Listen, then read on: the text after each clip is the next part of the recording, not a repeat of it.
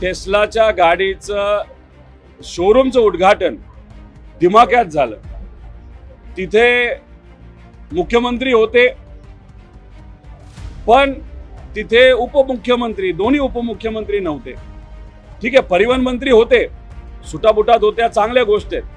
तुम्ही आता टेस्ला गाडी जी 70-80 लाखाला आहे, जी श्रीमंत लोक नक्कीच त्या ठिकाणी मागतील, घेतील, कारण त्याची चर्चा खूप मोठी झाली. आणि जगातला सगळ्यात श्रीमंत माणूस हा जो एलॉन मस्क आहे, त्याला सुद्धा माहित नसेल मुंबईमध्ये एक कुठल्या तरी आपल्या शोरूमचं तिथं उद्घाटन झालं, तर हेही माहित नसेल की या देशामध्ये महाराष्ट्र सगळ्यात ताकदवान राज्य आहे. त्या राज्याचे मुख्यमंत्री, टाटा सोडा नाही तर महिंद्रा सोडा, ज्या आपल्या कंपन्या ज्या आज इथं या महाराष्ट्रामध्ये नोकऱ्या देतात सर्वसामान्य लोकांना, त्यांच्या एका सुद्धा शोरूमचं तुम्ही उद्घाटन करत नाही. मात्र टेस्ला भारतात आली, फक्त शोरूम काढलं, म्हणजे तिथे असणाऱ्या लोकांना नोकऱ्या दिल्या, तिथे असणाऱ्या लोकांना त्या ठिकाणी तिथे काम दिलं.